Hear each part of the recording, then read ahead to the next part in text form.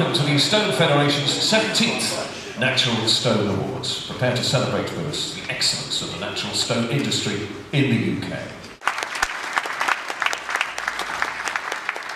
Thank you very much. Good morning.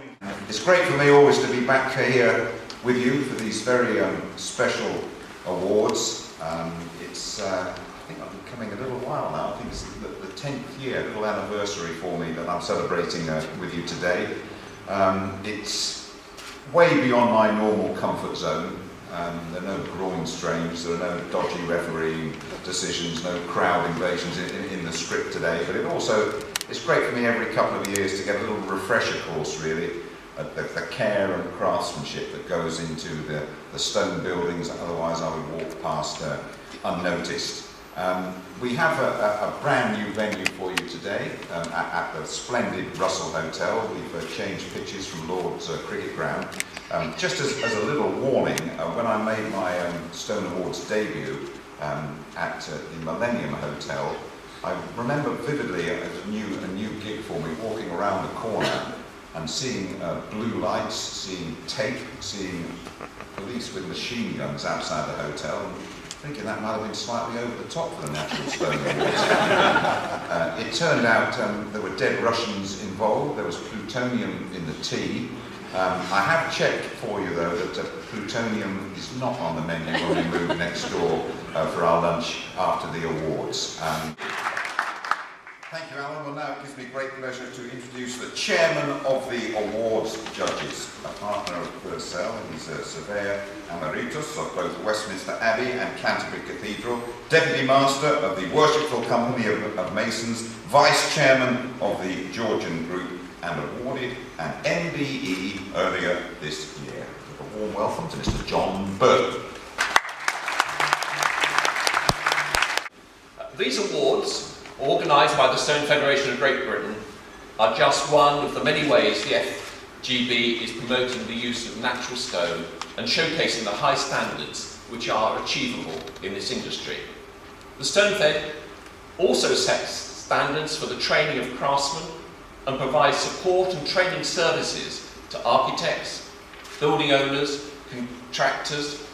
Whilst this work is very important, we judges think that this is the star event of the whole programme. These awards allow the industry to show off its skills and demonstrate stone's versatility, durability and timeless beauty, as well as its green credentials. The judges were impressed by the impact that this project had in the townscape. The technical challenges in the construction of this building were immense. So please welcome the team involved in the project to accept this award. On behalf of the architects, Waterford City Council, Rupert Maddock. From the client, Waterford Museum of Treasures, Eamon McAneny. The main contractors are Tom O'Brien Construction. From the principal stone contractor, S. McConnell & Sons, Alan McConnell and Paul Morris. And from the stone suppliers, the Bath Stone Group, Elaine Marson.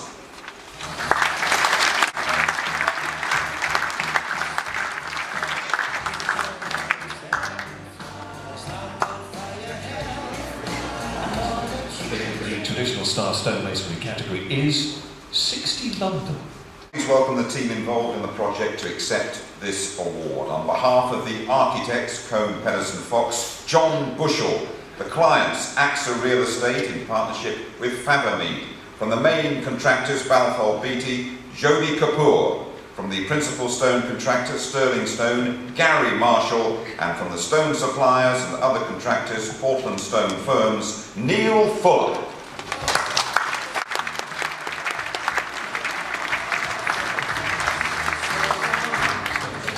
The second winner is Bomber Command Memorial, London. Now, built in London's Green Park, the memorial commemorates the 55,573 crew members of the RAF's Bomber Command who were killed between 1939 and 1945. Ladies and gentlemen, this is a very special award, and I'd like to start by saying we're honoured to have two of the veterans involved in the project with us today. Harry Irons joined the RAF at the age of 16. He served in Bomber Command between 1942 and 1945. He served as a rear gunner flying in Lancasters and Halifaxes. He was awarded the Distinguished Flying Cross for his service. He is 91 years of age.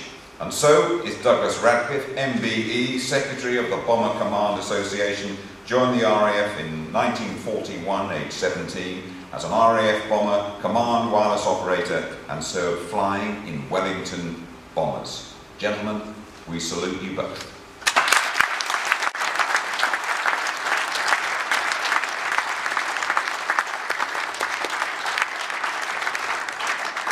Sit down now, that's very well done indeed, and I'd like you to welcome on behalf of the architects as well, Liam O'Connor Architects, Mr. Liam O'Connor, the Client Bomber Command Association. The main contractors are Gilbert Ash from the principal stone contractor, S. McConnell and Sons, Alan McConnell and Colin Lavery, and from the stone suppliers, Albion Stone, Michael Poultney.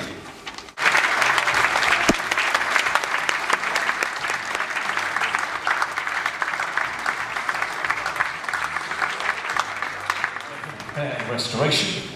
The award goes to the Guildhall, Londonderry. Originally built in 1887, the Guildhall's already seen a dramatic history before it underwent a large-scale restoration, which began in 2010 and was completed in 2013. We have representatives from the team involved in the project to accept this award. On behalf of the architects, Consart Conservation, John Savage; from the client, Derry City Council, Frank Morrison. The main contractor is H&J Martin, and from the principal stone contractor, S. McConnell and Sons, Alan McConnell, Stephen McConnell and Kenneth McConnell.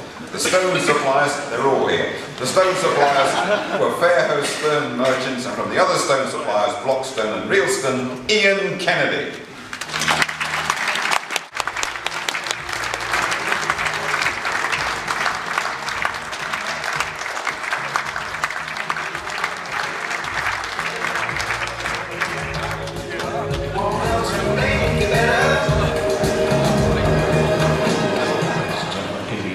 Category, it goes to La Maison de la Valette. Located on the beautiful island of Jersey, this new Georgian house is an excellent example of the use of natural stone for an interior space. So please welcome representatives from the team involved in the project to accept this award. From the principal stone contractor, Bowden and Ward, and from Embassy Masonry, John Bull. Alex Ward from Bowden and Ward. From the stone supplier, Albion Stone, Michael Poultney.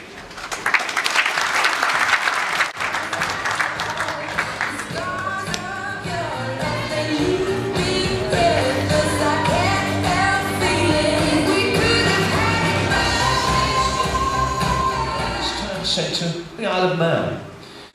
The overall project design has unified the various street footprints and maximises the town's layout to take full advantage of sunlight. From its integrated original concept to its careful, specified and precision installation, this, said the judges, is an exemplary scheme. We have a strong representation from the whole team involved in this project. We have Andy Thompson from the Architects BCA Landscape, Kevin Quine from the Client Department of Infrastructure, from the principal stone contractor and stone supplier Hardscape, Matthew Haslam, and we're delighted to welcome the Chief Minister of the Isle of Man Government, the Honourable Alan Bell.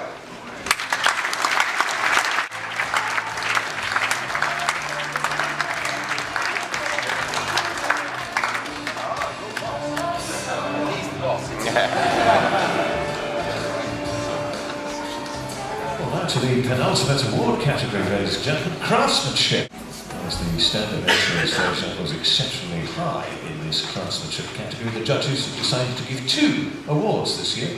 First of these goes to La Maison de la Valette, Jersey. We saw it earlier, central to this large house is a principal stair which runs from the basement entertainment suite to the top bedroom floors. Please welcome representatives from the team involved in the project to accept this award. The stone supplier is Albion Stone. From the principal stone contractor, Bowden and Ward, Sean Collins. George Mills from Embassy Masonry, and from Stewart Design, Andy McLean. From Price and Myers, Sam Price.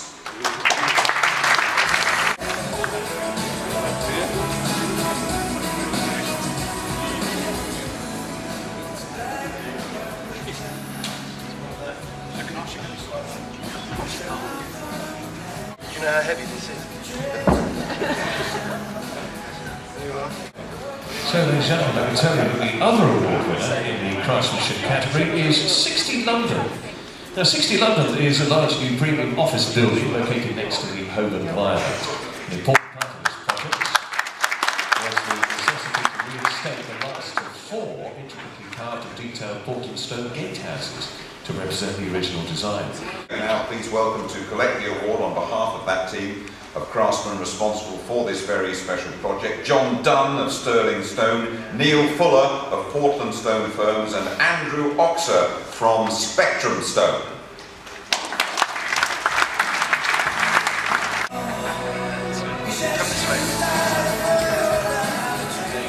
Art in Stone. This award is additionally supported by the Worshipful Company of Masons, and we welcome to the stage their past master, David Blake, who will assist in presenting the award.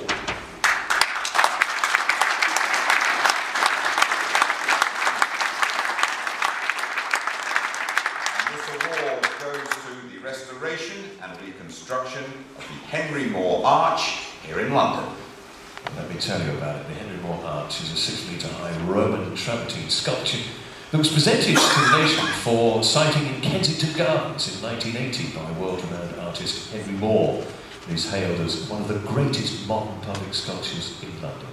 This great sculpture was taken down around 20 years ago when failings in the jointing damaged the individual elements.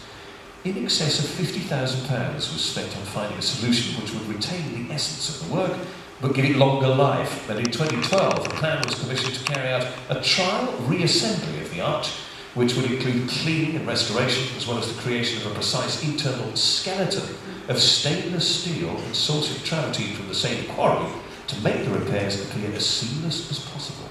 Well, part of the challenge was that this addition of the steel skeleton would have to be reversible. And accepting this award, we welcome from the Royal Parks Jessica Chambers. We have the project manager Darren Woodward from Ryder Levitt Bucknell, and from the main and principal stone contractor Pay Stonework and Restoration, we welcome Mr. Chris Spencer.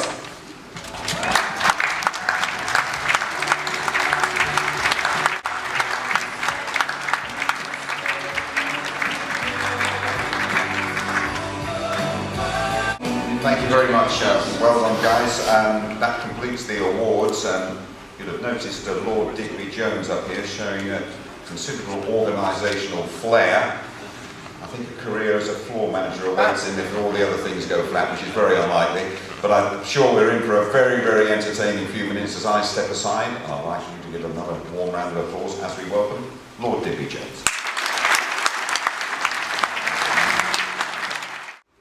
You see, adding value, that is all about it not being a commodity. Not one of those things today sold on price. Price has to be within bounds, but it's sold on adding value to a piece of stone. You can't get more inert and commodity than a piece of stone. And by the time it's actually winning an award today, just look how much value has been added by the craftsmen and women who do it. That is the value-added aspect of 21st century Britain. Because you see, if you do commodities, things which sell only on price, Asia will have it, because there's always someone who will do it cheap. Innovative. It's not invention. Invention is actually having the idea. Innovation is taking that idea to market, making money out of it, making it a success. And for all the architects in the world, if you don't actually take that brilliant idea and wonderful design, add the stone and then produce the goods, you're nothing. And that's innovation, and that's what we celebrate today, and it's what we're very, very good at. Quality, none of that stone was cheap, because it was the best, basically. And it has to be that way. So if you don't want quality, you go somewhere else. And as for brand, it's all about building it, getting a name, getting a reputation, making sure people associate your name with a first-class job, on time, at a price that is reasonable. That is what it's about. And that's a celebration of what you do. Design, innovation, adding value, being quality, and developing a brand. We have nothing to fear, my friends. If we can carry on inspiring young people to get into your industry, if we can carry on getting journalists and trade unionists, environmentalists and educationalists and politicians to understand that without us all, there is no public realm, and we have nothing to fear if we carry on celebrating excellence like this. Pull it off, and our kids and their kids will say, didn't those people at that rather dicey time when the world took breath and thought, didn't they make the most of it? Didn't they go for it? Fail. They'll never forgive us. Thank you very much.